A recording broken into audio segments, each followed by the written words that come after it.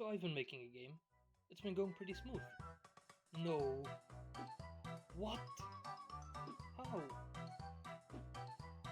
Why? In all seriousness, my name is Ferre, and for the past 3 months I've been working on my dream game. It's a mix of two of my favorite inspirations, Stardew Valley and Avatar The Last Airbender.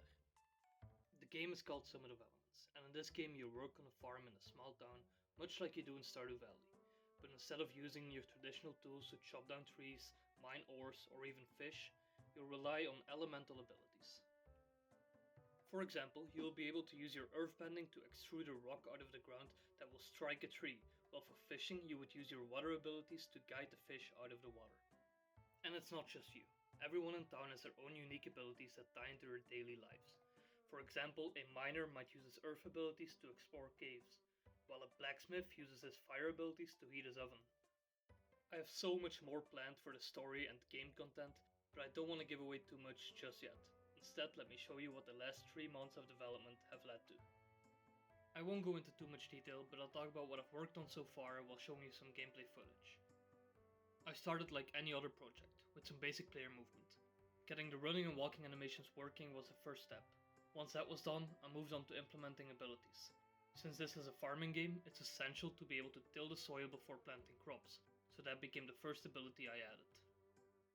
After that, I worked on being able to plant some crops. Using a time system, I managed to get the crops to grow overnight, which was really exciting to see it all come together. But the nights were looking a bit boring, so I added some dynamic lighting to make them feel more alive and immersive. Going back to the abilities, the next step was adding a water ability. This allows you to, well, water your crops, which obviously is an essential part of farming. With multiple abilities in the game, I needed a way to be able to select them, so I added a radial menu with some placeholder assets for now. Once crops were fully grown, it was time to harvest them.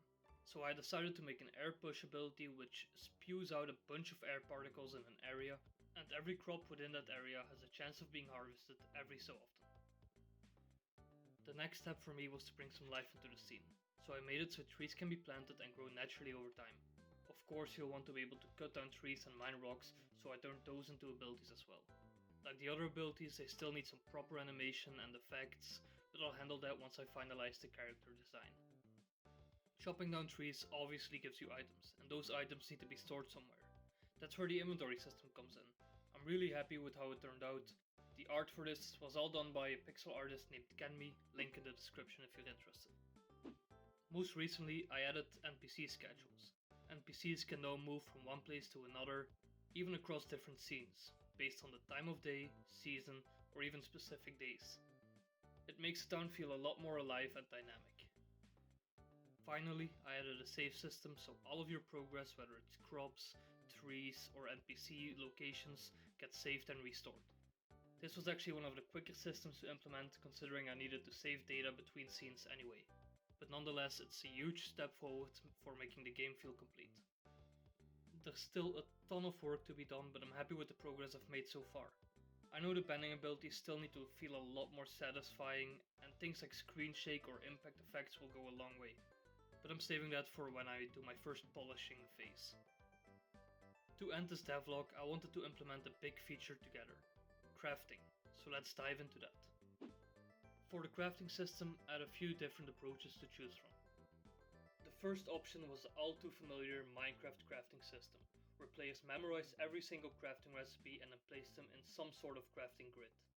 This works well for big open sandbox type games, but for some of the elements it just felt a bit too tedious. The second option was a Fields of Mystery approach. In this approach there is basically a set point like a carpenter's workbench that the player can walk to craft certain items. While this is great for immersion and it really encourages exploration, I just thought it was a bit too big of a chore to go craft items at a certain place. If I'm decorating my farm, I want to be able to craft new items, try out different ideas on the spot. Instead, I decided to go with a Stardew Valley style system where the player essentially acts as a walking crafting bench. As long as you have the materials, you can craft whatever you want from a crafting tab inside the inventory. To implement this, I started by creating a list of craftable recipes and displaying them in a grid. Then I realized I had nowhere to put the actual crafted items, So I redesigned the UI, making the grid take up half of the screen, while the other half is displaying the inventory. Luckily, since I already have an inventory system in place, I was able to reuse it, which saved a lot of time. Next, I needed a way for players to know which resources were needed for which craftable item, and how much they were going to get with each craft. So I added a tooltip that displays up to 4 required materials and shows the crafting output. Finally, I made it so that when you click on a crafting recipe and you have enough materials, the item is crafted and added to your inventory. At this point, the system worked, but it needed some serious polishing. After making a few refinements and completely rewriting the inventory system, because of course I did, I finally arrived at a solution I'm very happy with. Now that we can craft items, we need a way to place them, but I'll save that for the next devlog. If you have any recommendations for the game, drop them in the comments, I'd love to hear them. And if you enjoyed the video or you just want to help for the algorithm, a like would mean a lot. Thanks for watching and I'll see you in the next devlog.